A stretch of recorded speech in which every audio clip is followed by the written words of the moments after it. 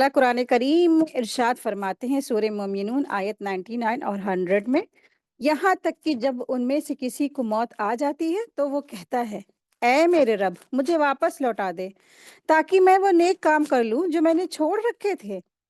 कभी नहीं, ये तो बस एक बात है जो वो कह रहा था और उनके पीछे एक पर्दा है, बरज़ख है, क़यामत के दिन तक। दरअसल कुरान करीम की ये आयत हमें उस हकीकत की याद दिलाती है जिसे हम हर रोज देखते हैं लेकिन भूल जाते हैं। वो है मौत। जब मौत का फरिश्ता आता है तो इंसान कहता है, रब्बिरजिऊन, ऐ मेरे रब मुझे वापस भेज दे। लेकिन तब वापसी का कोई रास्ता नहीं होता है। क्यों? क्योंकि मौत के बाद शुरू हो चुकी होती है बरज़ख की जिंदगी, यानी कब्र की जिंदगी, जहां हर शख्स अपने आमाल के हिसाब से नेमत या अजाब पाएगा। रसूल अल्लाह सल्लल्लाहु अलैहि वसल्लम ने इरशाद फरमाया, कब्र या तो जन्नत के बागों में से एक बाग है या जहन्नम के गड्ढों में से एक गड्ढा है। यानी अगर बंदा नेक होगा तो कब्र जन्नत का बाग बन जाती है और अगर गुनाहगार होगा तो कब्र जहन्नम का गड्ढा बन जाती है।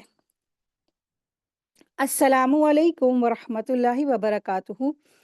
फ़िक्र आखरत कोर्स में आप सबको खुश आमदीद है। अहलन व सहलन मरहबा। आज का हमारा लेसन है सूरह अल फज्र आयत 15 से आयत 30 तक।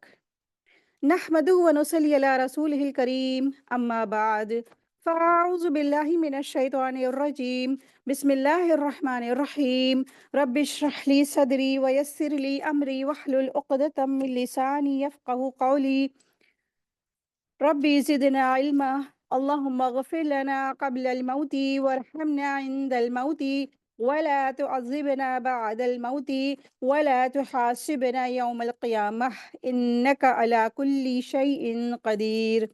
अल्लाहुम्मा इन्नी अऊज़ु बिका मिन अज़ाबिल क़ब्रि व मिन अज़ाबि जहन्नम व मिन फ़ितनतिल महया वल ममात व मिन शर्रि फ़ितनतिल मसीहिद दज्जाल। आमीन या रब्बल आलमीन। लम्हा फ़िक्रियात। अल्लाह तबारक तआला कुरान करीम में इरशाद फरमाते हैं सूरह अन-नाज़ियात आयत नंबर 35 में, यौम यतज़क्करुल इंसानु मा सआ, जिस दिन इंसान याद करेगा वो जो सब उसने किया था। इंसान अपनी हकीकत को भूल चुका है। दरअसल आज इंसान खुद दुनिया में वो ये समझता है कि हमें कभी मौत नहीं आएगी। वो घर बनाता है जैसे उसे हमेशा यहीं रहने वाला है, और मगर वो भूल गया कि उसका असली मकान तो मिट्टी के नीचे है और फिर आखिरत में है। उसकी लंबी उम्मीदें हैं, एक और साल, एक और साल, एक और साल, मगर मौत का फरिश्ता कहता है, आज ही का दिन तेरा आखिरी दिन है। दुनिया में उम्मीदें इंसान को जिंदा रखती हैं, मगर आखिरत में वही उम्मीदें हसरतों का जहर बन जाती हैं। हमारी जिंदगी बहुत छोटी है मगर ख्वाहिशें बड़ी लंबी हैं। हर इंसान कुछ ना कुछ, किसी ना किसी चीज के पीछे भाग रहा है, दौड़ रहा है। कोई जॉब के लिए दौड़ लगाता है, कोई बंगलों के लिए, तो कोई शोहरत के लिए, तो कोई नाम के लिए। लेकिन कोई ये नहीं सोचता कि ये सब कुछ कब तक है, आखिर कब तक साथ देगा। अब आप जरा सोचें, जिस घर को बनाने में पूरी जिंदगी निकल जाती है, पूरी उम्र निकल जाती है, एक दिन उसी घर से इंसान का जनाजा उठ जाता है। जिस गाड़ी को खरीदने में वो सालों की मेहनत लगा देता है, लेकिन वही गाड़ी एक दिन पीछे चल रही होती है और इंसान आगे कफन में जा रहा होता है। ये है दुनिया की आरजुएं, जो जितनी चमकती हैं उतनी ही जल्द मिट जाती हैं। दुनिया की आरजू ऐसी है जैसे हथेली पर रखा हुआ पानी, थोड़ी देर ठहरता है फिर फिसल जाता है। और आखिरत की हसरतें ऐसी हैं जैसे सीने पर रखा हुआ पत्थर, जिसका जो बोझ है मौत के बाद तक नहीं उतरता।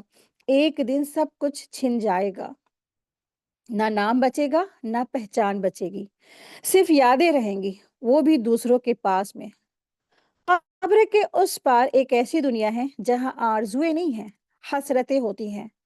वहाँ कोई गाड़ी नहीं होगा और ना ही कोई गाड़ी कोई मांगने वाला, बल्कि कहेंगे लोग, काश मैं एक और सजदा कर लेता, काश मैंने एक सजदा कर लिया होता, काश मैंने नमाज पढ़ ली होती, काश मैंने कुछ और नमाजें पढ़ ली होती, काश एक नेक काम और कर लेता। मगर उस काश का कोई फायदा नहीं होगा, کیوں؟ کیونکہ وہ آخرت کی حسرتیں ہیں جو صرف دنیا میں عمل کر کے مٹائی جا سکتی تھی۔ موت وہ دروازہ ہے جو کھٹکھٹایا نہیں جاتا ہے۔ قرآن میں اللہ تعالیٰ نے ارشاد فرمایا سورہ نساء آیت نمبر 78 میں، تم جہاں کہیں بھی ہوگے موت تمہیں آ کے دبوچ لے جائے گی۔ تو موت دروازہ کھٹکھٹا کر نہیں آتی ہے، وہ تو دروازہ توڑ کر آ جاتی ہے۔ اس کا انداز یہ نہیں کہ وہ پوچھے کیا میں اندر آ جاؤں، بلکہ وہ تو کہتی ہے اب تیری باری ہے۔ قبر کی خاموشی جہاں سب جواب دیے جاتے ہیں نا، قبر میں داخل ہوتے ہیں زندگی کے سارے شور مٹ جاتے ہیں۔ اب وہاں کوئی ٹائم ڈیٹ فیوچر پلان نہیں رہ گیا، بس ایک سوال، کیا تو اپنے رب کو پہچانتا تھا؟ رسول اللہ صلی اللہ علیہ وسلم نے ارشاد فرمایا قبر یا تو جنت کا باغ ہے یا جہنم کا گڑھا ہے۔ تو وہ جگہ جہاں دنیا کی امیدیں خاموش اور عمل کی زندگی جو تھی انسان کی، اس نے وہاں پہ کوششیں نہیں کی۔ وہاں تو دنیا میں رہ کر دنیا کے پیچھے بھاگتا رہا، دنیا کی چیزیں بھاگتا رہا، لیکن اب جب قبر میں پہنچ گیا تو بس کاش میں نے یہ کیا ہوتا، کاش میں نے وہ کیا ہوتا۔ یہ ہے آخرت کی حسرتیں۔ رسول اللہ صلی اللہ علیہ وسلم نے ارشاد فرمایا اعمالوں کا دار و مدار اس کے اختتام پر ہوتا ہے۔ صحیح بخاری کی حدیث ہے، یعنی کوئی انسان زندگی میں جیسا بھی عمل کرتا رہے لیکن اللہ تعالیٰ اس کے آخری عمل پر فیصلہ کرے گا۔ اگر خاتمہ نیکیوں پر ہوتا ہے اس کا تو نجات، اور گناہوں پر ہوگا تو حسرتیں ہیں۔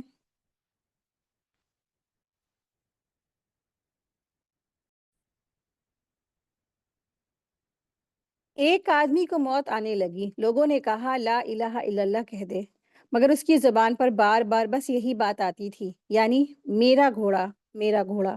لوگ حیران تھے، پھر کسی نے بتایا کہ وہ ساری زندگی جوئے اور گھوڑوں کی دوڑ میں لگا رہا، دین سے غافل رہا اور آخر میں اسی حال میں دنیا سے چلا گیا۔ وہ آدمی جو ساری زندگی گھوڑوں کی دوڑ اور جوئے میں لگا رہا تھا نا، جب اس کی موت آئی تو اس کی زبان سے وہی لفظ ادا ہو رہے تھے، میرا گھوڑا میرا گھوڑا میرا گھوڑا۔ یہ چیز بتاتی ہے کہ جس چیز میں انسان کا دل زبان ڈوبی رہتی ہوں گی نا، تو موت کے وقت وہی زبان سے جاری ہو جائے گا۔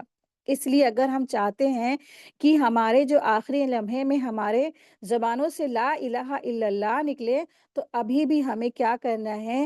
دل سے اسی کلمے کو اپنے عمل میں کرنا ہے، اپنی زبان پہ جاری کرنا ہے اور اس پر عمل بھی کرنا ہے۔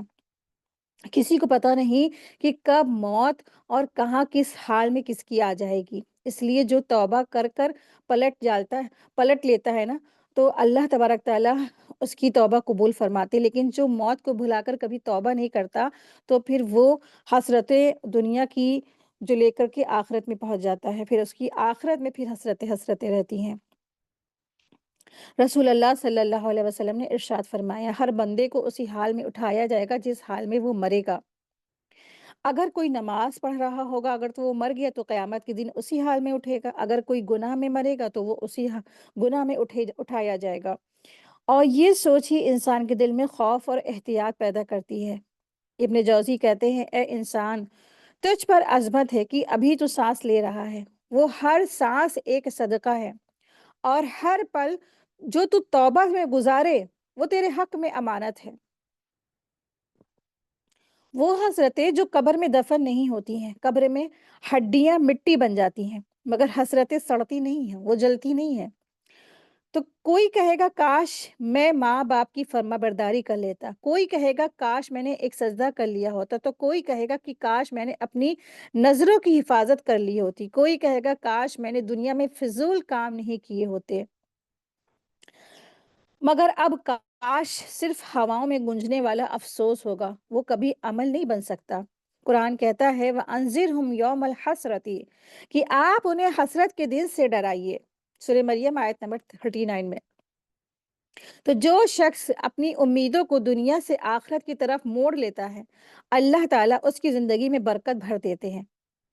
رسول اللہ صلی اللہ علیہ وسلم نے ارشاد فرمایا جو آخرت کو اپنی فکر بنا لے، اللہ تعالیٰ اس کی پریشانیاں آسان فرما دیتے ہیں، اور جو دنیا کی فکر میں کھو جائے اللہ تعالیٰ اسے فکر میں الجھا دیتے ہیں۔ یہ ابن ماجہ کی حدیث ہے۔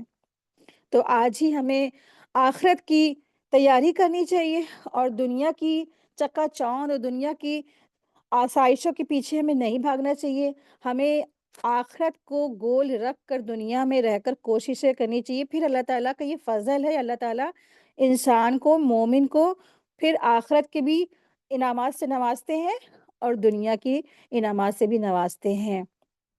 اللہ تبارک تعالیٰ سے دعا ہے کہ اللہ تبارک تعالیٰ ہم سب کو دنیا اور آخرت کی دونوں نعمتوں سے نوازے، آمین یا رب العالمین۔ زاد آخرت، زاد آخرت میں ایک بہت ہی پیاری سی دعا ہے جو جنت کے پودے لگانے کے لیے ایک بہترین فارمولا ہے۔ رسول اللہ صلی اللہ علیہ وسلم نے ارشاد فرمایا، جس رات مجھے معراج کرائی گئی تھی اس رات میں ابراہیم علیہ السلام سے ملا۔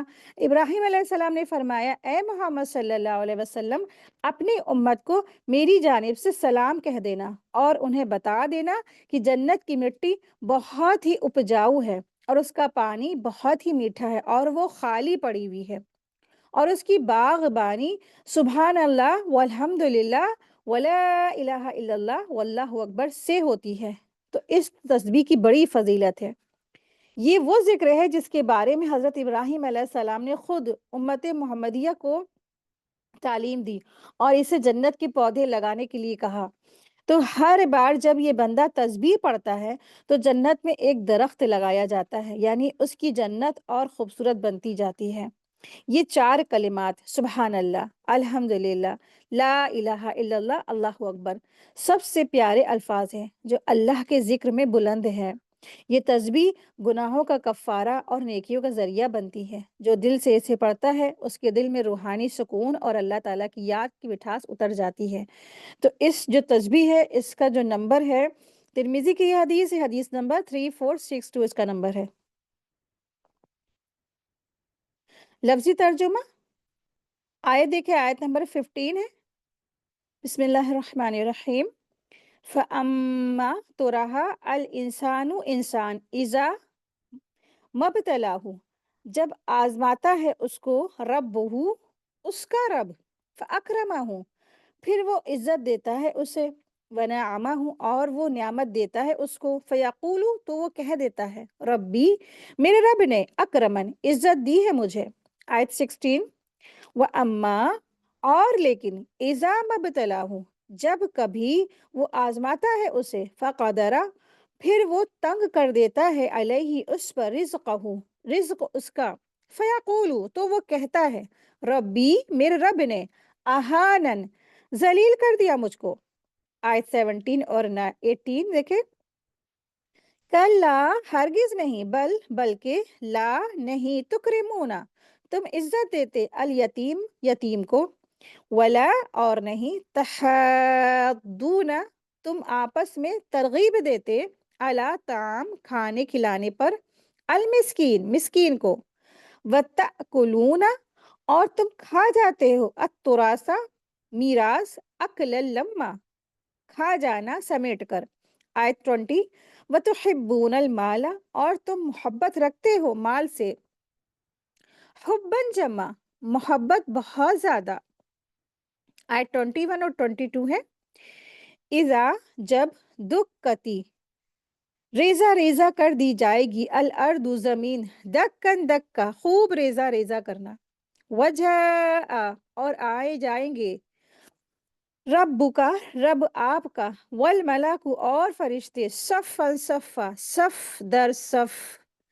آیت 23، وجیء اور لائی جائے گی، یومئذ اس دن، بی جہنم جہنم، یومئذ اس دن، یتذکر نصیحت پکڑے گا، الانسان انسان، وَأَنَّ اور کیوں کر ہو گیا، لہو اس کے لیے، الذکر نصیحت پکڑنا۔ آیت 24 اور 25 ہے، یقول وہ کہے گا، یا لیتنی اے کاش کہ میں، قدمت آگے بھیجا ہوتا، لحیاتی اپنی زندگی کے لیے، فیومئذ تو اس دن، لا یعذب نہیں عذاب دے گا، عذاب بہو عذاب اس جیسا، احد کوئی ایک۔ آیت 26 ہے، ولا یوثق اور نہیں اور نہ بندھے گا، وثاقہ باندھنا اس جیسا، अहद कोई एक। आयत 27, या अय्यतुहन नफ्सु, ए इत्मीनान पाने वाली नफ्स, अल मुतमइन्ना जो मुतमइन्ना है, इरजिई वापस चल, इला तरफ अपने रब के, इला रब्बी का तरफ अपने रब की, रौदिया राजी होकर, मर्दिया पसंदीदा बनकर। आयत 29 और 30 है, फदखुली बस दाखिल हो जा, फी इबादी मेरे बंदों में, वदखुली और दाखिल हो जा, जन्नती मेरी जन्नत में। आमीन। आयत 15 है, अल्लाह तबारक ताला यहाँ इरशाद फरमा रहे हैं, फ़अम्मल इंसानु इज़ा मब्तलाहु रब्बुहु फ़अकरमहु व नअमहु फ़यक़ूलु रब्बी अक्रमन। फिर जब इंसान को उसका रब आजमाता है और उसे इज्जत देता है और नेमतों से नवाजता है, तो इंसान कहता है मेरे रब ने मुझे इज्जत दी। दरअसल आयत नंबर 15 से लेकर 20 तक इंसानों की 8 बुरी खसलतों का बयान हुआ है। तो यहाँ पर सबसे जो पहली बुरी खसरत है उसके बारे में बताया जा रहा है। जब इंसान को नेमतें मिलती हैं तो वो तकब्बुर करता है, यहाँ तकब्बुर की बात बताई गई है। तो इस आयत में इंसान की फितरत और उसका रवैया बयान किया गया है। जब अल्लाह ताला किसी इंसान को आजमाता है तो उसे इज्जत, दौलत, ओहदा, हुकूमत या दुनिया की नेमतें जब देता है तो वो समझता है कि ये सब कुछ उसकी काबिलियत या अल्लाह ताला की खुशनुदी की वजह से उसको मिली है। वो ये नहीं सोचता कि ये सब एक आज़माइश है, एक इम्तिहान है, बल्कि इन नेमतों के नशे में वो इतना मस्त हो जाता है कि अब उसे किसी नसीहत की कोई बात सुनना गवारा तक नहीं होती है। गरीब और मजबूर इंसान की बात उसकी नज़रों में कोई कीमत नहीं रखती है। दुनिया का माल और मता उसके अंदर ये सोच और तकब्बुर पैदा कर देती है कि अल्लाह ताला मुझसे राज़ी है, तभी तो उसने मुझे इतनी नेमतें दी हैं। वो ये समझने लगता है कि जहाँ भी मैं कदम रखता हूँ, वहाँ हुकूमत और दौलत मेरे कदमों में झुक जाती है। ये ख़याल उसके दिल में जम जाता है कि मैं अल्लाह के नज़दीक बहुत इज़्ज़त वाला हूँ, बहुत महबूब हूँ। इसलिए वो अपनी इस्लाह की तरफ रुख नहीं करता, बल्कि अपने हाल पर खुशफ़हमी में जीता है। वो अपने नफ्स की पैरवी करता है और उसी को अल्लाह का हुक्म समझता है, यानी उसके लिए दौलत, ओहदा और नेमत रब की रज़ा का एक पैमाना बन जाती है। हालांकि ये सब एक इम्तिहान का ज़रिया होती है, ना कि अल्लाह ताला की करीब होने की दलील। दुनिया में रिस्क की वुसअत या तंगी अल्लाह ताला के नज़दीक किसी के मकबूल या मरदूद होने की निशानी नहीं होती है।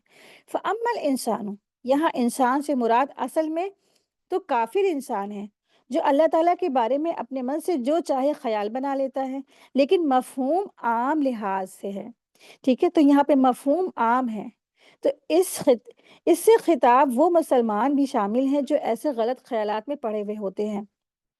वो ख्याल में रहते हैं कि जब अल्लाह ताला किसी को रिस्क या वुसअत या माल दौलत, सेहत या नेमत देते हैं, तो शैतान उस इंसान के दिल में 2 गलत बातें डाल देता है। पहली बात ये कि वो समझने लगता है, ये सब मेरी ज़ाती काबिलियत, अक़ल, समझ और मेहनत का नतीजा है।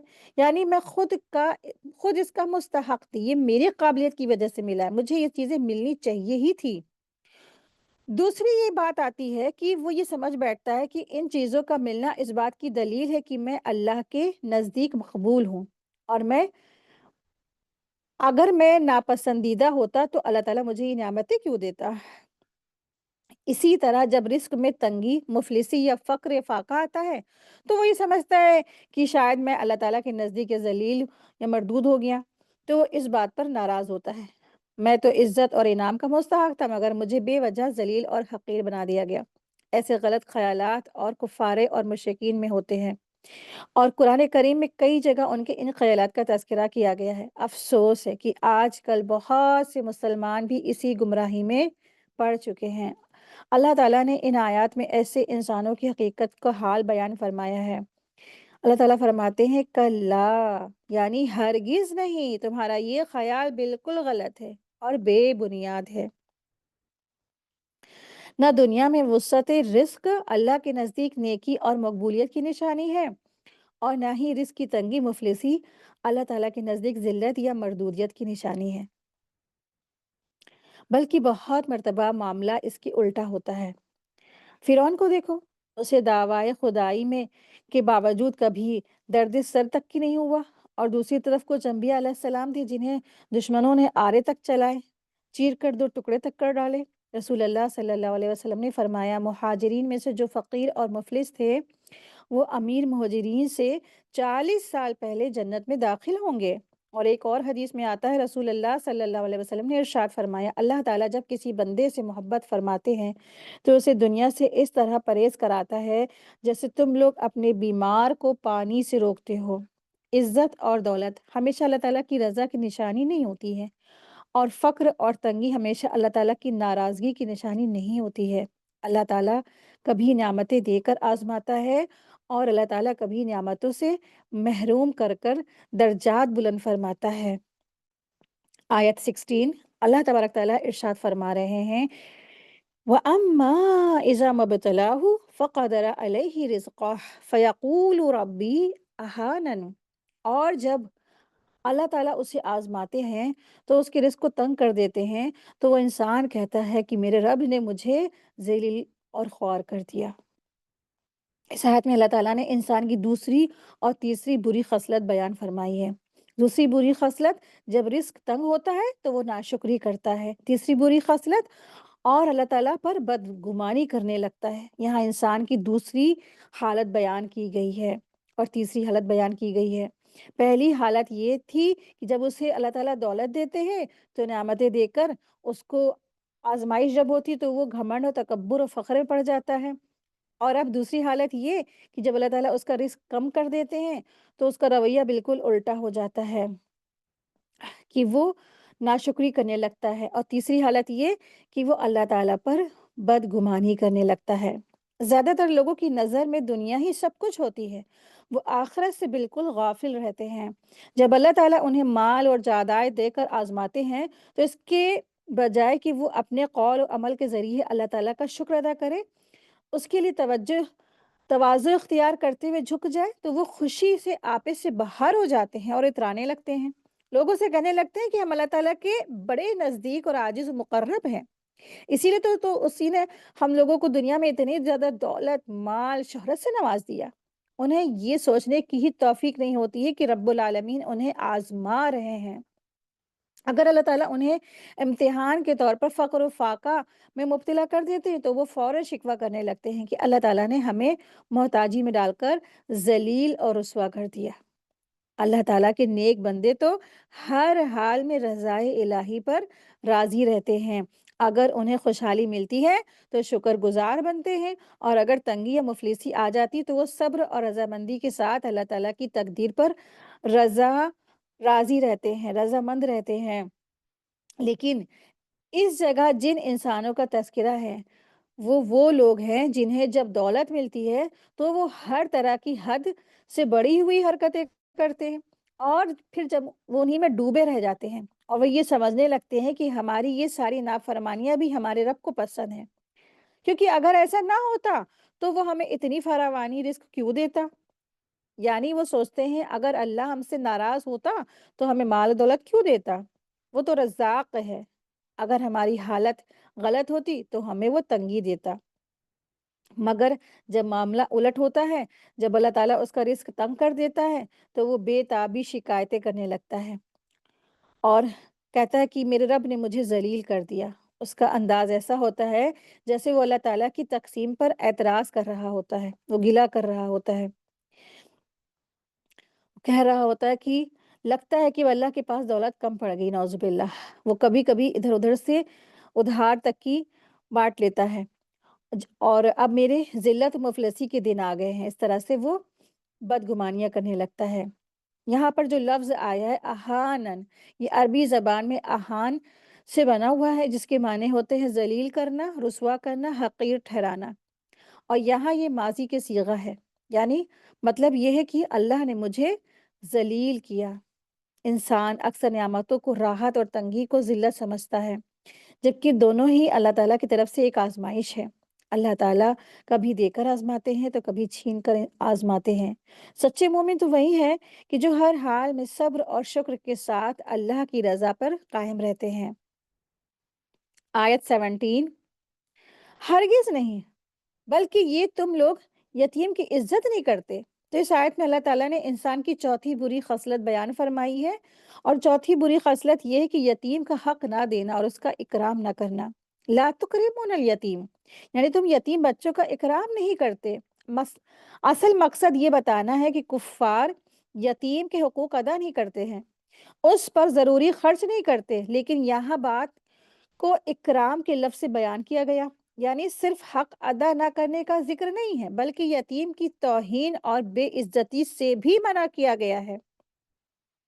اس میں ایک نہایت حسین اشارہ ہے کہ عقل اور انسانیت کا اور جو مال اللہ تعالیٰ نے عطا کیا ہے نا، اس کے شکر کا تقاضا یہ ہے کہ تم یتیم کو صرف اس کا حق نہ ادا کرو، اس پر خرچی نہ کرو، بلکہ واجب یہ ہے تم پر کہ تم اس کا اکرام کرو، ادب کرو، احترام کرو۔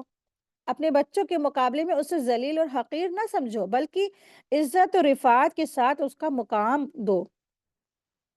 تو اللہ تعالیٰ نے تمہیں مال دیا، نعمتیں دی، مگر تم نے اس مال میں سے کمزوروں اور بے سہارا بچوں کا حق نہیں ادا کیا۔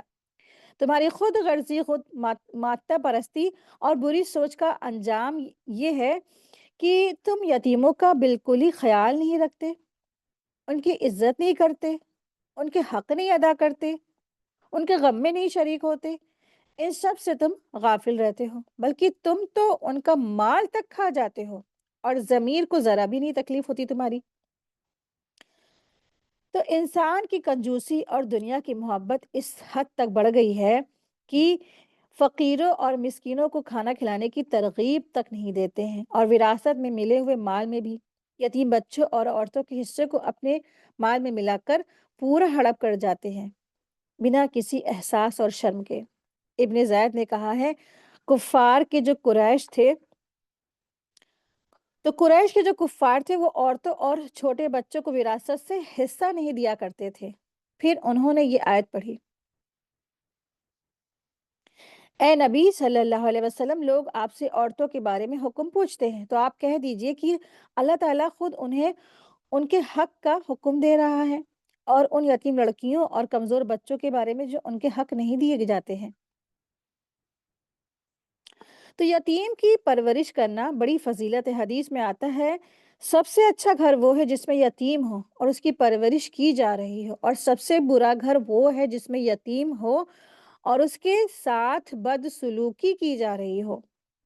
ایک اور حدیث میں آتا ہے، رسول اللہ صلی اللہ علیہ وسلم نے اپنی انگلیوں سے اشارہ کرتے ہوئے فرمایا، میں اور یتیم کی کفالت کرنے والا جنت میں اس طرح ہوں گے، یعنی بہت ہی قریب قریب۔ تو اس آیت میں انسان کی نافرمانی کی اصل جڑ بتائی گئی، وہ کیا ہے؟ خود غرضی، بخل، دنیا پرستی اور یتیموں کی عزت نہیں کرنا۔ جب تک انسان کے دل میں یتیم، مسکین اور مجبوروں کا درد نہیں ہوگا، وہ کبھی بھی اللہ تعالیٰ کی رضا حاصل نہیں کر سکتا۔ دیکھیں آیت نمبر 18 ہے، اللہ تبارک تعالیٰ ارشاد فرما رہے ہیں، اور تم مسکینوں کو کھانا کھلانے کی ترغیب نہیں دیتے۔ تو اس آیت میں اللہ تعالیٰ نے دنیا پرست غافل انسان کی پانچویں اور چھٹی بری خصلت بتائی ہے۔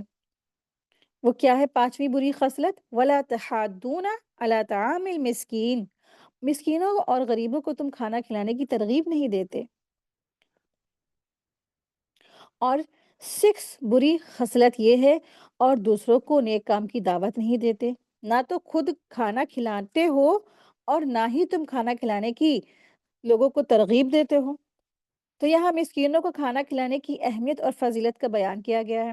اللہ تعالیٰ فرماتے ہیں کہ یہ دنیا پرست اور مال اور دولت کے جو پجاری ہیں، ایسے لوگ نہ تو خود غریبوں کو کھانا کھلاتے ہیں، نہ ہی دوسروں کو اس نیک کام کی ترغیب دیتے ہیں، یعنی وہ خود تو یہ کرتے نہیں اور نہ ہی دوسروں کو یہ کرنے کو کہتے ہیں۔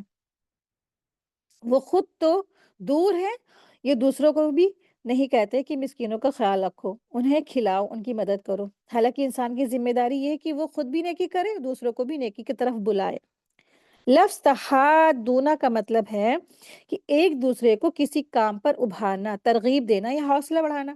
یعنی اللہ تعالیٰ اس آیت میں سمجھا رہے ہیں کہ مسکینوں کے معاملے میں صرف اتنا کافی نہیں ہے کہ کوئی بھی انسان کبھی کبھی ان کے آگے دو چار نوالے ڈال دے، بلکہ اللہ کے نزدیک اصل مقصد یہ ہے کہ معاشرے میں ایسا ماحول رائج بنے رواج بنے جہاں ہر صاحب اختیار خود بھی خدمت کرے اور دوسروں کو بھی اس کے لیے ترغیب دے، یعنی لوگوں میں یہ جذبہ پیدا کرے کہ وہ بھی غریبوں کا، مسکینوں کا، یتیموں کا دھیان رکھے۔ ایسا نہ ہو کہ کوئی خود تو تھوڑا بہت دے دے لیکن دوسروں کو دینے سے روکتا رہے، تاکہ اس کی کنجوسی فطرت اور خود غرضی چھپی رہے۔ لفظ طعام جو یہاں پہ لفظ آیا ہے، تو یہاں طعام سے مراد صرف کھانے تک محدود نہیں ہے، بلکہ یہ وسیع معنوں میں استعمال ہوا ہے۔ اس کا مطلب ہے غریب اور مسکینوں کی ہر ضرورت کا خیال رکھنا، ان کی بنیادی ضرورتوں کا انتظام کرنا، چاہے وہ کھانا ہو، کپڑا ہو، علاج ہو یا رہنے کی جگہ۔ ان سب کا انتظام کرنا ہی طعام المسکین کا وسیع مفہوم ہے۔ یعنی یہ آیت ہمیں سکھاتی ہے کہ اللہ کے نزدیک اصلی نیک کام وہ ہے جو صرف خود نیکی نہ کرے بلکہ دوسروں کو بھی نیکی پر ابھارے اور معاشرے میں محبت، رحم اور انسانیت کا ماحول بنائے۔ ہر مالدار، ہر قابل آدمی کو چاہیے کہ وہ خود بھی غریبوں کی مدد کرے اور دوسروں کو بھی اس کے لیے ترغیب دے، تاکہ معاشرے میں سکون، محبت، اپناپن اور امن پھیل جائے اور ہر شخص میں ایک دوسرے کے لیے اخلاقی ہمدردی پیدا ہو۔ ایسا معاشرہ ہی برکتوں، خیرات اور محبتوں، برابری سے بھرا ہوا معاشرہ ہوتا ہے، جہاں ہر انسان کی دوسرے کی تکلیف کو اپنی تکلیف سمجھتا ہے۔ اللہ تعالیٰ ایسے لوگوں کی مذمت فرما رہے ہیں جو خود تو کسی کو دیتے نہیں اور دوسروں کو بھی دینے سے روکتے ہیں، تاکہ ان کی کنجوسی فطرت چھپی رہے اور لوگ ان کی حقیقت نہ جانیں۔ یہ برائی اور کنجوسی کی انتہا ہے۔ ایسے لوگ اللہ تعالیٰ کے نزدیک سخت ناپسند ہے۔ آیت 19، اللہ تعالیٰ ارشاد فرما رہے ہیں وَتَأْكُلُونَ التُّرَاثَ أَكْلًا لَمًّا، اور تم لوگ وراثت کا مال اس طرح کھا جاتے ہو جیسے سب کچھ سمیٹ لینا ہو۔ تو اس آیت میں اللہ تعالیٰ نے ساتویں بری خصلت کا بیان فرمایا ہے کہ ساتویں بری خصلت یہ ہے کہ وراثت کا مال ناجائز طریقے سے کھا جانا، خیانت کرنا اور لالچ کرنا۔ اس آیت میں اللہ تعالیٰ نے انسان کی ایک اور بہت خراب عادت کی نشاندہی فرمائی۔ جب انہیں مال ملتا ہے تو وہ حق اور ناانصافی کا فرق مٹا دیتے ہیں۔ وہ صرف یہ نہیں دیکھتے کہ کون سا حصہ ان کا ہے، بلکہ کوشش یہ ہوتی ہے کہ جتنا مل سکے سب کا سب لے لیا جائے، ہڑپ کر لیا جائے۔ التراثہ جو لفظ آیا ہے، تراثہ یعنی وراثت کا مال۔ وراثت کا مال کیا ہوتا ہے؟ وہ مال جو کسی انسان کے مرنے کے بعد اس کے وارثوں میں تقسیم کیا جاتا ہے، بانٹا جاتا ہے، لیکن افسوس بہت سے لوگ اسی وقت صبر اور انصاف کو بھول جاتے ہیں۔ کبھی بھائی اپنے بھائی کا حصہ کھا جاتا ہے، کبھی عورتیں بہنوں اور بیٹیوں کو ان کا حصہ نہیں دیا جاتا ہے، تو کبھی کسی مظلوم کی آواز دبا دی جاتی ہے۔ اللہ تعالیٰ فرما رہے ہیں تم لوگ وراثت کا مال سمیٹ کر کھا جاتے ہو، یعنی اپنا حصہ بھی اور دوسرے کا حصہ بھی، سب کچھ ہڑپ کر لینا چاہتے ہو۔ تو اللہ تعالیٰ نے یہاں صرف کھانے کی بات نہیں کی، بلکہ کہاں عقل لما، یعنی پورا سمیٹ کر حد سے زیادہ کھا جاتے ہو۔ اس میں لالچ، بے شرمی اور حق خوری کا اشارہ ہے۔ جب کوئی انسان اپنے ہی گھر کے لوگوں کا حق کھا جائے تو کیا اللہ تعالیٰ کے نزدیک وہ عزت کے قابل رہ جاتا ہے؟ کیا ایسا مال کبھی برکت لا سکتا ہے؟ نہیں، ایسا مال تو گناہ، بے چینی اور غضب الہی لے کر آتا ہے۔ آیت 20 دیکھیں، اللہ تعالیٰ ارشاد فرما رہے ہیں اور تم مال سے بے پناہ محبت کرتے ہو۔ اس آیت میں اللہ تعالیٰ انسان کی 8ویں بری خصلت کا تذکرہ فرما رہے ہیں۔ 8ویں بری خصلت مال کی حد سے زیادہ محبت رکھنا، کنجوسی کرنا۔ یہ بتایا گیا ہے کہ انسان کو مال کی محبت نے گھیر رکھا ہے۔ وہ اپنے دل میں دولت، چیزوں اور دنیاوی آرام کی چاہت رکھتا ہے کہ اس کے لیے حق اور باطل، حلال اور حرام سب کے فرق مٹا دیتا ہے۔ وَتُحِبُّونَ الْمَالَ جَمًّا حُبًّا جَمًّا میں اللہ تعالیٰ نے انسان کے اندر چھپے ہوئے ایک گندے اور خطرناک کردار کی اصل جڑ کو بیان فرمایا۔ یعنی اللہ تعالیٰ فرما رہے ہیں تمہارے اندر اب ساری قدر و قیمت صرف مال دولت کی رہ گئی ہے۔ انسانیت، شرافت، انصاف، رحم، ان تمام بلند اور پاک صفتوں کی اب کوئی قیمت نہیں رہی۔ مال کی محبت نے تمہارے دلوں پر ایسا قبضہ کر لیا کہ اب اس کے اندر کسی اور اونچی صفت کے داخلے کی کوئی گنجائش ہی نہیں بچی۔ یعنی دل اب صرف مال کی چاہ میں بھرا ہوا ہے، جہاں نہ انسانیت کی جگہ ہے، نہ رحم کی، نہ انصاف کی۔ سب کچھ اس مال کی محبت کے نیچے دب کر مر گیا۔ وَتُحِبُّونَ الْمَالَ حُبًّا جَمًّا، یعنی تم مال سے بہت زیادہ محبت کرتے ہو۔ یہاں لفظ جمع کا مطلب ہے بہت زیادہ، حد سے زیادہ۔ اس کا مطلب یہ نہیں کہ مال سے محبت رکھنا گناہ ہے، بلکہ بات یہ ہے کہ مال کی محبت اگر حد سے زیادہ بڑھ جائے تو وہ دل پر حکومت کرنے لگتی ہے، اور وہی انسان کی روحانی تباہی شروع ہو جاتی ہے۔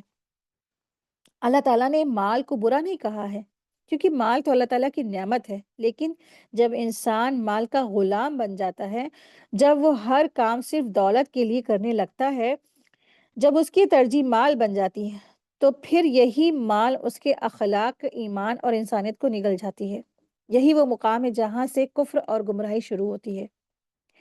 مال سے کچھ حد تک محبت فطری ہے، کیونکہ اللہ تعالیٰ نے انسان کو ایسی فطرت دی ہے، وہ محنت کرتا ہے، اپنی ضرورتیں پوری کرتا ہے۔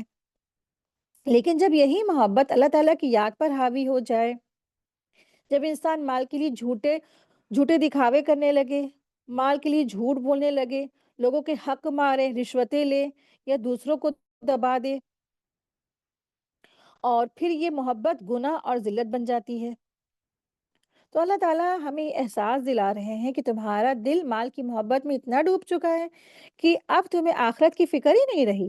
تمہیں لگتا ہے کہ مال ہی عزت، طاقت اور خوشی کا ذریعہ ہے، لیکن یاد رکھنا، وہ دن آنے والا ہے جب یہ مال تمہارے کسی کام نہیں آئے گا۔ آیت 21، اللہ تعالیٰ ارشاد فرما رہے ہیں، ہرگز نہیں۔ اس وقت کو یاد کرو جب زمین کو پیٹ پیٹ کر بالکل برابر کر دیا جائے گا۔ یعنی یہ آیت مال اور دولت کی دیوانوں، دنیا کی محبت اور گھمنڈ میں ڈوبے ہوئے لوگوں کے لیے ایک سخت تنبیہ ہے، ایک سخت وارننگ ہے۔ اللہ تعالیٰ فرماتے ہیں کہ کلا، ہرگز نہیں، یعنی یہ تمہارا غلط خیال ہے کہ مال ملنا عزت ہے اور نہ ملنا ذلت ہے۔ اصل حقیقت یہ ہے کہ دولت اور فقر دونوں ہی اللہ تعالیٰ کی طرف سے ایک آزمائش ہے۔ کسی کو مال دینا اس کی عزت کا ثبوت نہیں، بلکہ اس کے صبر اور شکر کی پرکھ ہے۔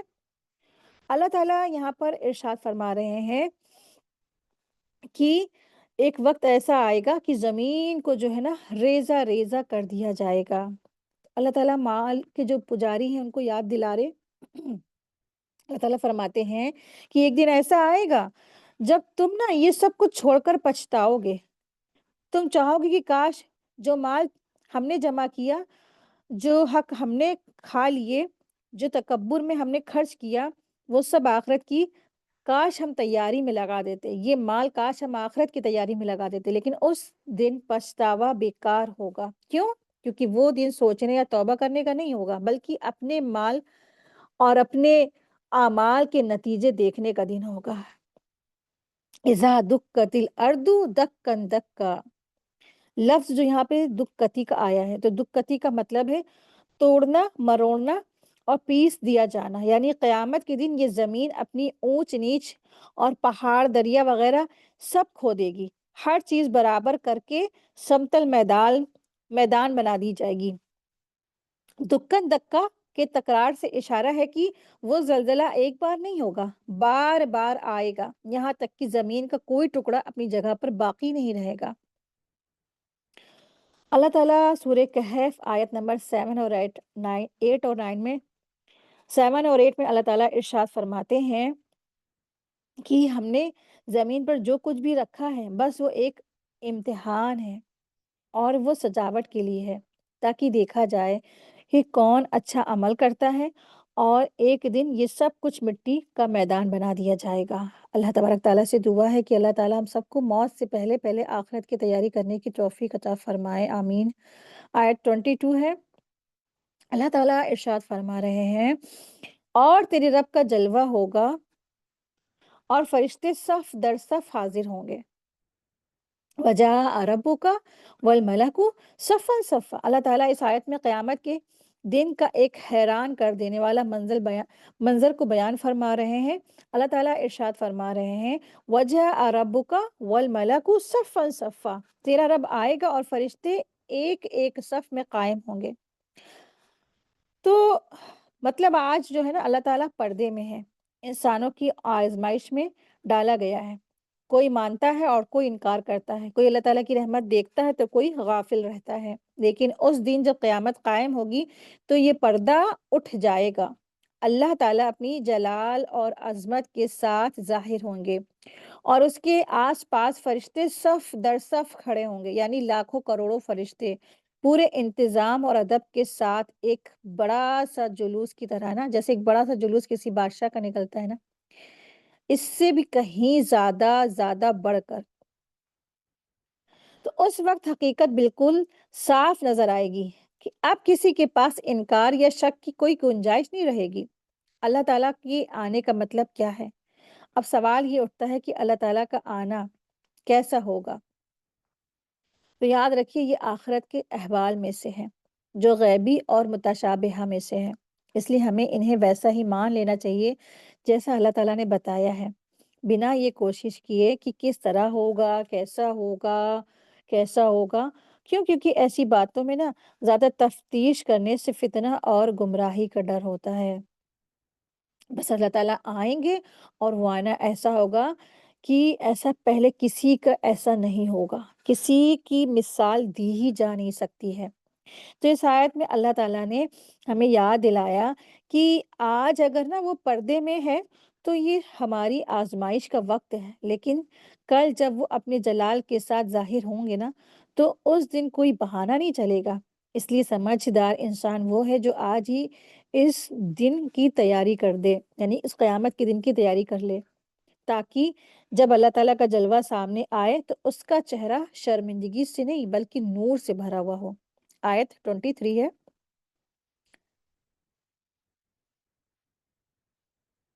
اللہ تعالیٰ ارشاد فرما رہے ہیں، اور اس دن جہنم کو کھینچ کر لایا جائے گا، اور اس دن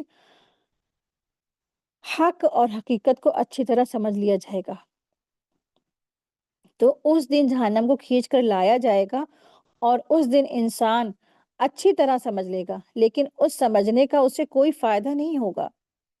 اس قیامت میں آنے کے بعد دراصل انسان کو سب سمجھ میں آ جائے گا، لیکن اس کو کوئی فائدہ نہیں دے گا۔ تو دراصل اس آیت میں قیامت کے دن کا ایک دل دہلا دینے والا منظر بیان کیا گیا ہے۔ اللہ تبارک تعالیٰ ارشاد فرماتے ہیں وَجِیءَ یَوْمَئِذٍ بِجَہَنَّمَ، اور اس دن قیامت جب آ جائے گی نا تو جہنم کو لایا جائے گا، یعنی اس دن جب حساب کتاب کا وقت آئے گا جہنم کو میدان محشر میں لایا جائے گا۔ حدیث میں آتا ہے اس دن جہنم کو 70,000 لگامیں دی جائیں گی اور ہر لگام کو 70,000 فرشتے کھینچ رہے ہوں گے۔ مسلم کی حدیث نمبر 2842 ہے اس کا نمبر۔ قیامت کے دن جہنم کو حاضر کیا جائے گا، یعنی اسے لایا جائے گا اس کے شعلے اور چیخوں کے ساتھ، تاکہ سب لوگ دیکھ سکیں کہ وہ کیسی بھیانک جگہ ہے۔ اس وقت انسان کی آنکھیں غفلتوں کے سارے پردے اس کی آنکھوں سے ہٹ جائیں گے اور آنکھیں پھٹے کی پھٹی رہ جائیں گی۔ وہ ساری سچائی اور حقیقت کو سمجھ لے گا، اب کوئی شک نہیں رہے گا، نہ جنت ہونے میں نہ جہنم ہونے میں۔ لیکن افسوس، اس وقت یہ سمجھ آنا اور مان جانا کسی کے کام نہیں آئے گا۔ یومئذ یتذکر الانسان، اس دن انسان کو یاد آئے گا، یعنی جب یہ سب منظر سامنے آ جائے گا، جب انسان اپنے سارے اعمال دیکھ لے گا تب اسے یاد آئے گا، سب یاد آئے گا کہ اس نے دنیا میں کیا کیا تھا، کن کن نصیحتوں کو ٹھکرایا تھا، کس وقت کو اس نے اللہ تعالیٰ کی آیتوں کا مذاق اڑایا تھا، کس موقع کو توبہ کے لیے اس نے ٹال دیا تھا، اور کس چیز کو زیادہ اہمیت دی، دولت کو یا آخرت کو۔ اللہ تعالیٰ ارشاد فرماتے ہیں وَأَنَّا لَهُ الذِّكْرَىٰ، لیکن جب اس کی یہ یاد کس کام کی، یعنی اب پچھتانا، اب یاد کرنا، اب توبہ کی تمنا رکھنا بالکل بیکار ہے، کیونکہ اب عمل کا وقت ختم ہو چکا ہے اور اب حساب کا وقت ہے، موقع نہیں ہے۔ تو آج کی دنیا امتحان گاہ ہے جہاں اللہ تعالیٰ نے ہمیں دیکھے بغیر ایمان لانے کا موقع دیا ہوا ہے، یعنی ایمان بالغیب۔ لیکن اس دن جب سب کچھ آنکھوں کے سامنے ہوگا نا، جب جہنم لائی جائے گی، جب جنت کا نظارہ ہوگا، تو اس وقت ایمان لانا دیکھ کر جو ہے ایمان لانا جو کسی کام کا نہیں رہ جائے گا۔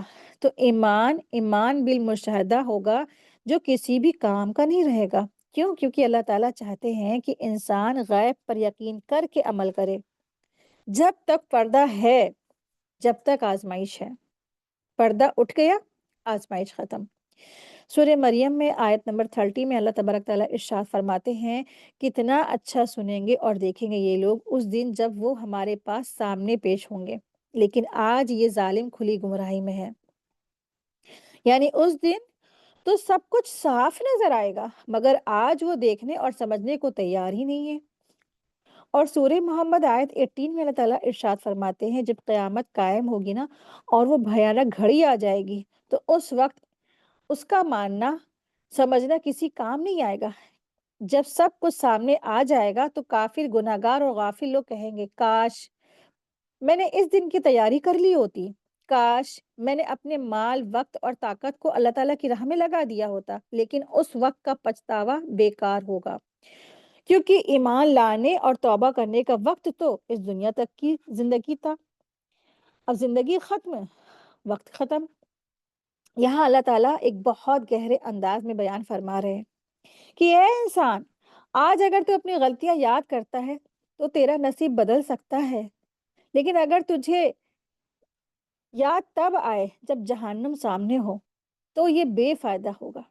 اس دن جہنم کو لایا جائے گا اور جب انسان اسے دیکھے گا نا تو اسے سب کچھ یاد آئے گا، لیکن اس سے جو اس نے دنیا میں دوسرے جو دنیاوی کاموں کو ترجیح دی نا، مگر اب بہت دیر ہو چکی ہوگی، اب نصیحت کام نہیں آئیں گی، حسرتیں کام نہیں آئیں گی، اب تو بس وقت ختم ہو چکا۔ تو آپ ذرا سوچیں کہ کہیں ہم بھی ان لوگوں میں تو نہیں ہیں جو یاد تب کرتے ہیں جب موقع ہاتھ سے نکل جاتے ہیں۔ تو موقع ہے تو ابھی یاد کرنا ہے، موقع اگر نکل گیا تو یاد کرنا کوئی بھی فائدہ نہیں دے گا۔ تو آج ہی اپنے دلوں کا رخ آخرت کی طرف موڑ لیجئے۔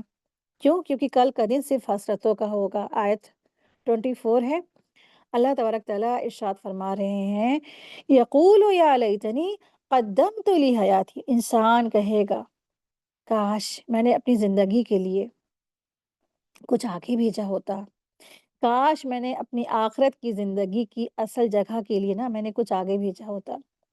جب جہنم لائی جا چکی ہوگی، اب انسان دیکھ چکے گا، اب وہ اپنے اعمال کو سامنے دیکھتا ہے اور حسرتوں سے کہتا ہے، یا لیتنی قدمت لی حیاتی، کاش میں نے اپنی زندگی کے لیے کچھ آگے بھیجا ہوتا۔ یعنی اگر وہ گناہگار ہوگا تو اپنے پچھلے گناہوں پر پچھتائے گا، اور اگر وہ فرمانبردار ہوگا تو یہ تمنا کرے گا کہ کاش میں نے اور زیادہ نیکیاں کی ہوتی۔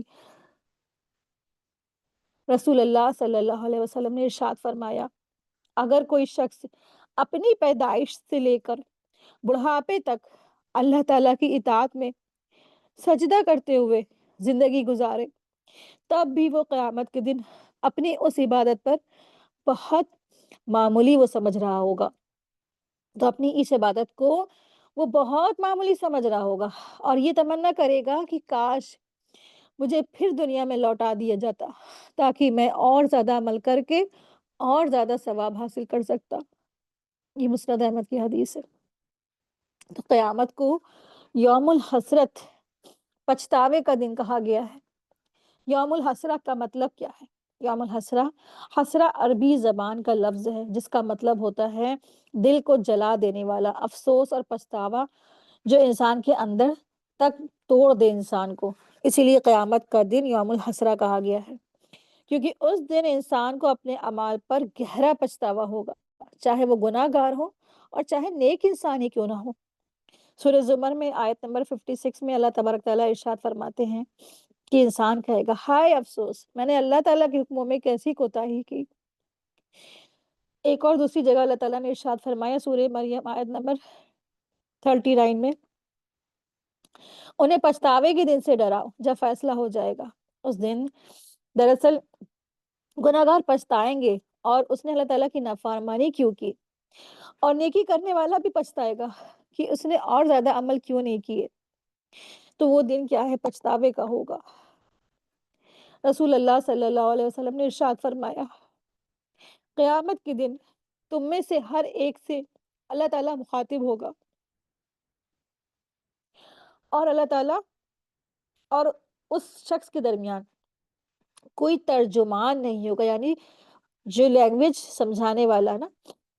پھر انسان اپنی داہنی طرف دیکھے گا تو اسے صرف اپنے اعمال ہی نظر آئیں گے، پھر اپنی بائیں طرف دیکھے گا تو وہاں بھی اپنے اعمال کے سوا کچھ نہیں دکھے گا، اور جب وہ اپنے سامنے نظر ڈالے گا تب آگ یعنی جہنم اسے سامنے دیکھے گا، تو وہ اپنے سامنے جہنم کو دیکھے گا۔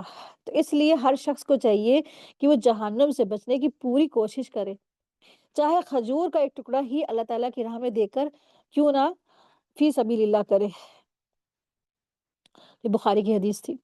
یقول یعنی وہ کہے گا، کیا کہے گا؟ جو لفظ بتاتا ہے کہ اب موقع پچھتاوے کا ہے، اس کے علاوہ کچھ نہیں۔ اس دن انسان کی زبان سے نہ تسبیح نکلے گی، نہ حمد، نہ توبہ، صرف حسرت کے الفاظ۔ یا لیتنی، کاش میں نے کیا ہوتا۔ یا لیتنی ایک گہرے پچھتاوے اور درد کا اظہار ہے۔ یہ وہی الفاظ ہے جو دنیا میں غافل انسان کبھی نہیں کہتا، مگر آخرت کے دن جب حقیقت سامنے آئے گی تب کہے گا، یا اللہ۔ میں نے اللہ تعالیٰ کی کتاب میں حسرت کی سب سے زیادہ تکلیف دہ پکار ہے یہ۔ دراصل یا لیتنی جو یہ لفظ ہے، اللہ تعالیٰ کی کتاب میں حسرت کی سب سے تکلیف دہ پکار۔ قدمت لی حیاتی، میں نے اپنی زندگی کے لیے کچھ آگے بھیجا ہوتا۔ یہاں لی حیاتی کا جو لفظ ہے بہت اہم ہے۔ اللہ تعالیٰ نے نہیں کہا کہ اس زندگی کے لیے، بلکہ کہا اپنی زندگی کے لیے، یعنی وہ اصلی زندگی جو آخرت کی ہے۔ اصلی زندگی آخرت کی ہے، دنیا تو بس ایک امتحان ہے، وقتی ہے، ٹیمپرلی ہے۔ تو جب اس دن نا انسان اپنے اعمال کو دیکھ کر سمجھ جائے گا کہ آخرت کی اصلی زندگی کی ہی قیمت تھی، لیکن اس نے اپنی ساری محنت فانی یعنی دنیا کے اوپر خرچ کر دی۔ تو یہ آیت ہمیں جھکجھوڑتی ہے کہ آج اگر ہم اللہ کے لیے، آخرت کے لیے، جنت کے لیے کچھ بھیجتے ہیں، کچھ خرچ کرتے ہیں، کچھ صدقہ کرتے ہیں نا، تو کل کی حسرت سے ہم بچ سکتے ہیں۔ جو آج وقت ہے نا وہ توجہ، مال اور محنت ہے، وہ ہی قدمت لی حیاتی یعنی آگے بھیجنا ہے۔ تو جو کچھ اللہ تعالیٰ کے لیے خرچ کیا گیا ہے وہی اصل زندگی کے لیے بھیجا گیا ہے۔ اس دن جب سب سامنے آ جائے گا، جب جہنم کی گرج سنائی دے گی، جب اپنے اعمال کا نتیجہ آنکھوں کے سامنے آ جائے گا نا، تو انسان کہے گا کہ کاش میں نے اپنی زندگی کے لیے کچھ آگے بھیجا ہوتا، لیکن تب بہت دیر ہو چکی ہوگی۔ اب رونے سے یا پچھتاوے سے کوئی فائدہ نہیں ہوگا۔ تو اللہ تعالیٰ ہمیں یاد دلا رہے ہیں تمہاری اصلی زندگی آخرت کی زندگی ہے۔ تو ذرا سوچئے کہ آج اپنے اس زندگی کے لیے ہم نے کیا بھیجا ہے، آج کون سا نیک عمل بھیجا ہے، آج ہم نے کون سا صدقہ کیا ہے، آج ہم نے کون سی توبہ کی ہے، آج ہم نے کتنی توبہ کی ہے، آج ہماری نیتیں کیا تھی۔ کہیں ایسا نہ ہو کہ کل وہی الفاظ ہمارے ہوں، اللہ نہ کرے ایسا ہو۔ تو جو کچھ اللہ تعالیٰ کے لیے کیا گیا ہے نا وہی آخرت کا سرمایہ ہے، باقی ہے۔ اور اس کے علاوہ جو بھی انسان دنیا کے لیے کرتا ہے وہ سب حسرت بن جائے گا۔ مطلب یہ کہ قیامت کے دن ہر انسان اپنے اعمال پر نظر ڈالے گا، چاہے نیکی ہو یا گناہ ہو، اور اسی کے مطابق نتیجہ وہ پائے گا۔ اسی لیے اللہ تعالیٰ کے بندوں کو چاہیے کہ آج ہی نیک عمل بڑھا لے، کیونکہ کل کا دن صرف و صرف یوم الحسرہ ہوگا۔ آیت 25 ہے، اللہ تعالیٰ ارشاد فرما رہے ہیں، اس دن اللہ کے برابر کوئی بھی عذاب دینے والا عذاب نہیں ہوگا۔ اس دن اللہ تعالیٰ کے سوا کوئی ایسا نہیں ہوگا جو اس کے جیسا عذاب دے سکے۔ قیامت کے دن جب گناہگار پر عذاب نازل ہوگا تو ان کی منتیں، ان کا رونا دھونا کسی کام نہیں آئے گا۔ انہیں کہہ دیا جائے گا آج کا دن تو وہ دن ہے جب تمہیں اسی عذاب میں ڈالا جائے گا جو تم نے اپنے اعمالوں سے خود کمایا۔ یہ عذاب انہیں بے وجہ نہیں دیے جائیں گے، بلکہ وہی ملے گا جو انہوں نے دنیا میں خود کمایا، کفر کر کے، گناہ کر کے، نافرمانی کر کے۔ مگر یہ آخرت کا عذاب دنیا کے عذاب جیسا نہیں ہوگا، وہ تو اتنا بھیانک اور دردناک ہوگا کہ دنیا میں اس کی مثال تک نہیں دی جا سکتی ہے۔ اس دن کا عذاب اتنا سخت اور بھاری ہوگا، انسان اسے نہ تو سہ سکے گا، نہ بھاگ سکے گا، نہ ہی اس سے راہ فرار پا سکے گا۔ اور اسے لوہے کی بیڑیوں میں اس طرح جکڑ دیا جائے گا کہ وہ نہ انہیں توڑ سکے گا نہ اتار سکے گا، کیونکہ اس وقت اس کے سامنے نہ اختیار ہوگا نہ کسی قسم کی آزادی۔ تو اس آیت میں اللہ تعالیٰ ہمیں بتا رہے ہیں کہ قیامت کے دن کا عذاب نا انسان کے لیے سب سے بہت زیادہ تکلیف دہ اور شدت والا ہوگا۔ تو قیامت کے دن کا عذاب اس کے انصاف اور انسان کے اعمال کا نتیجہ ہوگا۔ وہ نہ تو بے مقصد ہوگا اور نہ بیکار کا یا بے وجہ ہوگا، بلکہ ہر گناہگار کو وہی ملے گا جو اس نے خود اپنے لیے دنیا میں تیار کیا تھا۔ آیت 26 اللہ تعالیٰ ارشاد فرما رہے ہیں، اور نہ کوئی اس سے جکڑ سکے گا جیسا اللہ جکڑے گا۔ تو اس آیت میں قیامت کے دن کی سختی، ڈر اور ہولناکی کا تذکرہ کیا گیا۔ اللہ تعالیٰ ارشاد فرماتے، اس دن نہ تو کوئی اللہ جیسا سزا دے سکے گا اور نہ ہی کوئی اللہ جیسی پکڑ یا جکڑ کر سکے گا۔ اس دن کافر اور گناہگار انسان کو ایسے بھاری توقوں اور سخت زنجیروں سے جکڑا جائے گا کہ وہ تصور بھی دنیا میں کوئی کر ہی نہیں سکتا ایسا۔ تو ایسی حالت میں وہ بے بس، لاچار اور بری طرح پکڑا ہوا ہوگا، نہ وہ بھاگ سکے گا، نہ وہ بول سکے گا، نہ وہ چھوٹ سکے گا۔ اس آیت میں اللہ تعالیٰ نے آخرت کے عذاب کی شدت اور اس کی بے پناہ حقیقت کو بیان فرمایا۔ وہاں کا عذاب نہ کسی انسان کے دماغ میں سما سکتا ہے، نہ اس کی مثال دنیا میں دی جا سکتی ہے، کیونکہ دنیا کی تکلیفیں اور سزائیں وقتی ہوتی ہیں، وہ کچھ وقت کے بعد ختم ہو جاتی ہیں۔ اگر کوئی انسان زندگی بھر سزا پائے تو بھی موت اسے آخر میں راحت دے دیتی ہے، اور اگر کوئی قید میں ہو تو موت کا فرشتہ اسے آ کر آزاد کر دیتا ہے، مگر آخرت کا عذاب ایسا عذاب ہوگا وہ کبھی ختم نہیں ہوگا۔ وہاں موت نہیں آئے گی، وہاں کوئی رہائی یا رحم کی صورت نہیں ہوگی۔ وہ عذاب اور جکڑ اتنی بھیانک ہوگی کہ کسی کا خیال بھی وہاں تک نہیں پہنچ سکتا۔ انسان آج ہی قیامت کے دن کی فکر کرے، آج ہی اپنے اعمال کی اصلاح کرے، کیونکہ قیامت کے دن نہ کسی کی سفارش کام آئے گی، نہ کوئی چھڑا سکے گا اور نہ کوئی اللہ تعالیٰ کی پکڑ سے بچا سکے گا۔ آیت 27 ہے، اللہ تعالیٰ ارشاد فرما رہے ہیں، یا ایتھا النفس المطمئنہ، اے اطمینان پانے والی روح، اپنے رب کی طرف لوٹ آ۔ اس آیت میں قیامت کے دن نیک لوگوں کی عزت، ان کا مقام اور ان کا انعام بیان کیا گیا ہے۔ جہاں ایک طرف کافروں اور گناہ گاروں کو عذاب میں جکڑا جا رہا ہوگا، وہیں دوسری طرف اللہ تعالیٰ کے نیک اور مومن بندوں کے لیے عظیم خوشخبری کا اعلان ہوگا۔ جو لوگ دنیا میں ایمان لائے ہوں گے اور نیک عمل کرتے رہے ہوں گے، ان کا انجام اس دن بہت بہتر اور بہت زیادہ کامیاب ہوگا۔ ان سے رب العالمین پکار کر فرمائے گا، اے پاکیزہ روح، جس نے دنیا میں اپنے رب کو یاد کیا، اس سے محبت کی اور اس کی عبادت اور بندگی کے ذریعے سکون اور اطمینان حاصل کیا، تو آج تو اپنے رب کے قریب چلی آ، اس حال میں کہ تو اس کی عطا کی ہوئی نعمتوں سے راضی ہے اور وہ تجھ سے ہمیشہ کے لیے راضی ہو گیا۔ اے پاکیزہ روح، تو آج میرے ان بندوں میں شامل ہو جا جنہیں نہ کوئی خوف ہوگا اور نہ کوئی غم، نہ اداسی، اور ان کے ساتھ تو میری جنت میں داخل ہو جا۔ یعنی وہ نفس جو دنیا میں ایمان اور صبر اور اللہ تعالیٰ کی یاد میں سکون پائی رہی، جو تکلیفوں میں بھی رب کی رضا مند رہی، جس نے ہر حال میں اللہ پر یقین رکھا اور اس کے حکموں پر وہ قائم رہی، تو ایسی روح سے کہا جائے گا۔ دراصل اس آیت میں نا اللہ تبارک تعالیٰ نے انسان کی نفس کی 3 حالتوں کا بیان فرمایا ہے۔ تو ان 3 حالتوں میں سے جو ایک نفس ہے، نفس مطمئنہ، اس نفس مطمئنہ کا اس آیت میں تذکرہ ہے۔ تو قرآن کریم میں اللہ تعالیٰ نے 3 نفسوں کا ذکر فرمایا ہے۔ پہلی ہوتی ہے نفس امارہ، دوسری ہوتی ہے نفس لوامہ، تیسری ہوتی ہے نفس مطمئنہ۔ تو یہاں پہ نفس مطمئنہ کا ذکر ہے۔ جو پہلی نفس ہوتی ہے، پہلی حالت ہوتی ہے نفس امارہ۔ جو نفس امارہ وہ نفس جو برائی کی طرف اکساتی ہے، اس کا مقصد صرف خواہشیں پوری کرنا، شہرت، گھمنڈ اور اپنی مرضی چلانا ہوتا ہے۔ اس حالت میں انسان دوسروں کے حق کی پرواہ نہیں کرتا، ہر وہ کام کرتا ہے جو اس کے نفس کو اچھا لگتا ہے، چاہے وہ گناہ ہی کیوں نہ ہو۔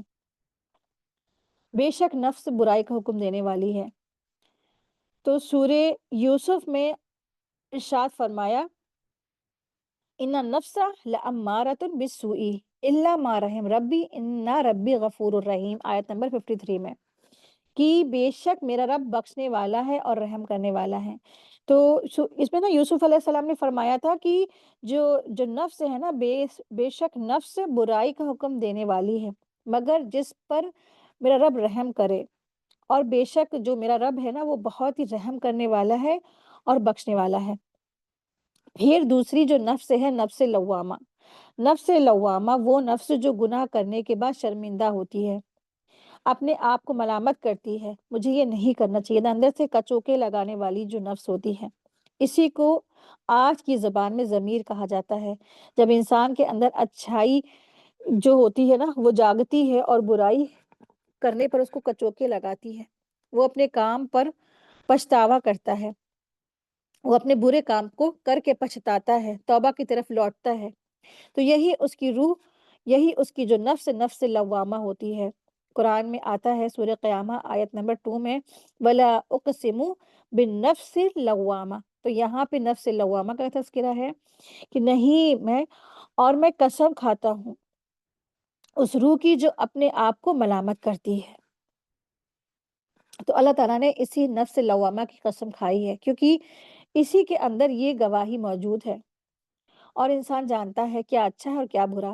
پھر تیسری آتی ہے نفس مطمئنہ، وہ روح جو اللہ تعالیٰ کی اطاعت میں سکون اور اطمینان پاتی ہے، وہ گناہ سے نفرت کرتی ہے اور نیکی کرنے میں وہ لطف اور سکون محسوس کرتی ہے۔ تو سورہ فجر آیت نمبر 27 میں اللہ تعالیٰ نے ارشاد فرمایا، یا ایتھا النفس المطمئنہ، کہ اے اطمینان پانے والی روح، اپنے رب کی طرف لوٹا، اس حال میں کہ اللہ تعالیٰ تجھ سے راضی ہے اور تو اس سے راضی ہے، تو میرے نیک بندوں میں داخل ہو جا، میری جنت میں داخل ہو جا۔ تو دراصل یہ تین جو نفس کے درجات تھے، تو ان تینوں درجوں میں سب سے جو اونچا درجہ نفس مطمئنہ کا ہے، جو عام طور پر انبیاء کو نصیب ہوتا ہے، جبکہ باقی انسان ان دونوں حالتوں کے بیچ رہتے ہیں، کبھی نفس امارہ تو کبھی نفس لوامہ۔ اگر انسان کا نفس لوامہ جیت جائے تو وہ نیکی کی طرف بڑھتا ہے، اور اگر نفس امارہ حاوی ہو جائے تو وہ گناہ کی طرف گرتا ہے۔ اگر انسان کا نفس لوامہ جیت جائے تو وہ نیکی کی طرف بڑھتا رہتا ہے، اور نفس لوامہ کی بات مانتے مانتے وہ نفس مطمئنہ بن جاتا ہے۔ یہی اصلی جہاد اکبر ہے، یعنی اپنے نفس سے لڑنا اور اسے امارہ سے مطمئنہ تک پہنچانا۔ حدیث میں آتا ہے رسول اللہ صلی اللہ علیہ وسلم نے ارشاد فرمایا، سب سے بڑا جہاد اپنے نفس کے خلاف ہے۔ مسند احمد کی حدیث نمبر 23445 ہے۔ اس دن جب گناہ گاروں کو زنجیروں میں جکڑا جا رہا ہوگا تو دوسری طرف ہر نیک روح سے کہا جائے گا، اے میری رضامند روح، اپنے رب کی طرف لوٹ آ، وہ تجھ سے راضی اور تو اس سے راضی۔ نفس مطمئنہ سے مراد وہ انسان ہے جس نے بنا کسی شک شبہ کے پورے یقین اور سکون کے ساتھ اللہ تعالیٰ کو ہی صرف اپنا رب مان لیا، اور انبیاء علیہ السلام کے لائے ہوئے دین حق کو اپنا دین قرار دیا، جس عقیدے اور جس حکم کو بھی اللہ تعالیٰ نے اپنے رسول صلی اللہ علیہ وسلم کو پہنچانے کو کہا، جس چیز سے بھی اللہ کے دین نے منع کیا ہے، اس نے اسے مجبوری میں نہیں بلکہ اس یقین کے ساتھ اس سے پرہیز کیا کہ واقعی میں وہ بری چیز ہے۔ دین کی راہ میں جب قربانی دینے کی ضرورت پیش آئی، اس نے بنا کسی ہچکچاہٹ ان چیزوں کی قربانی دے دی، اور جن مشکلات، تکلیفوں پر، مصیبتوں سے بھی تو اس راہ میں سامنا کرنا پڑا تو اس نے اسے پورے سکون قلب کے ساتھ برداشت کیا، اور جب اس نے دیکھا کہ دوسرے سارے راستوں پر چلنے والے لوگوں کو دنیاوی فائدے، منافع، لذتیں مل رہی ہیں، تو اس نے ان چیزوں سے محروم رہنے پر کوئی حسرت نہیں کی، بلکہ وہ اس بات پر مطمئن رہا کہ دین حق کی پیروی نے اسے ان گندگیوں اور برائیوں سے محفوظ رکھا۔ یہی کیفیت ہے جسے قرآن نے دوسری جگہ کہا، شرع صدر کہا۔ جس کو اللہ تعالیٰ ہدایت دینا چاہتا ہے اس کا سینہ اسلام کے لیے کھول دیتا ہے تاکہ وہ سکون اور اطمینان کے ساتھ اللہ کے دین کو قبول کرے۔ تو ایسا شخص نفس مطمئنہ ہوتا ہے۔ آیت 28 ہے، اللہ تعالیٰ ارشاد فرما رہے ہیں ارجعی الی ربک راضیہ مرضیہ، اپنے رب کی طرف لوٹ آ اس حال میں کہ تو اس سے راضی، وہ تجھ سے راضی۔ اس آیت میں اللہ تعالیٰ نے نفس مطمئنہ کو ایک بے حد نرم، پیارے اور محبت بھرے انداز سے پکارا ہے۔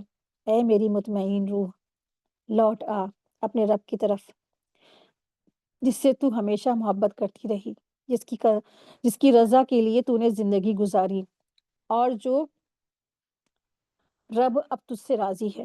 یہ لفظ ارجعی، لوٹ آ، اپنے اندر شفقت، اپناپن اور عزت کا اظہار رکھتا ہے۔ یہ کوئی سخت حکم نہیں ہے، بلکہ رحمت اور عنایت سے بھری پکار ہے۔ اللہ تعالیٰ اس روح کو بلا رہے ہیں جو دنیا میں اس کی اطاعت اور محبت میں رہی۔ اب جب وہ دنیا کی کشمکش سے نکل گئی تو اللہ تعالیٰ اس سے کہتے ہیں اب آ جا میری طرف، تو مجھ سے راضی اور میں تجھ سے راضی۔ راضیہ مرضیہ، اس کا مطلب ہے کہ راضیہ یعنی تو اپنے رب کے فیصلوں سے راضی رہی، تو نے اس کی تقدیر پر صبر کیا، اس کی دی ہوئی چیزوں کو قبول کیا اور کبھی شکایت نہیں کی۔ مرضیہ، مرضیہ یعنی اب تیرا رب تجھ سے راضی ہے، اس نے تیری محنت، تیری عبادت، تیرے صبر، تیرے ایمان کو قبول کر لیا ہے۔ یہ آیت اس روح کے لیے ہے جو موت کے وقت اللہ تعالیٰ کی اطاعت پر ہوتی ہے۔ جب فرشتے اس کی روح نکالتے ہیں تو امام راضی کہتے ہیں کہ یہ جو آیت ہے نا اس روح کے لیے ہے جو موت کے وقت اللہ تعالیٰ کی اطاعت پر ہوتی ہے۔ جب فرشتے اس کی روح کو نکالتے ہیں تو رحمت کے ساتھ پکارتے ہیں اے نفس مطمئنہ، اے نفس مطمئنہ اپنے رب کی طرف لوٹ آ۔ یہ اس کی قبولیت اور رضا کا اعلان ہوتا ہے۔ راضیہ مرضیہ یعنی نفس اللہ تعالیٰ کے پیدا کیے ہوئے شریعتوں کے حکم پر راضی رہی اور اللہ تعالیٰ بھی اس سے راضی، کیونکہ بندے کا اللہ تعالیٰ کی تقدیر، احکام پر راضی ہونا یہی اس کی اصلی نشانی ہے کہ اللہ تعالیٰ بھی اس سے راضی ہیں۔ اگر اللہ تعالیٰ اس سے راضی نہ ہوتا تو اس سے رضا بالقضاء کی توفیق ہی نہیں ملتی۔ یہ نفس اپنی موت کے وقت موت پر بھی راضی اور خوش ہوتی ہے۔ حضرت ابو عبادہ بن صامت رضی اللہ عنہ کہتے ہیں کہ رسول اللہ صلی اللہ علیہ وسلم نے ارشاد فرمایا جو شخص اللہ تعالیٰ سے ملنے کو پسند کرتا ہے اللہ تعالیٰ بھی اس سے ملنے کو پسند فرماتا ہے، اور جو اللہ سے ملنے کو ناپسند کرتا ہے اللہ بھی اس سے ملنے کو ناپسند کرتا ہے۔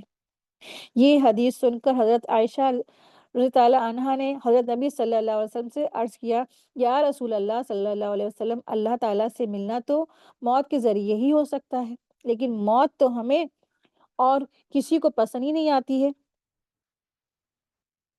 تو آپ صلی اللہ علیہ وسلم نے ارشاد فرمایا اے عائشہ بات ایسی ہے نہیں ہے، اصل بات یہ ہے کہ جب مومن کے موت کا وقت آتا ہے تو فرشتے اس کے پاس آ کر اللہ کی رضامندی اور جنت کی خوشخبری دیتے ہیں، جسے سن کر اسے موت پیاری لگنے لگتی ہے۔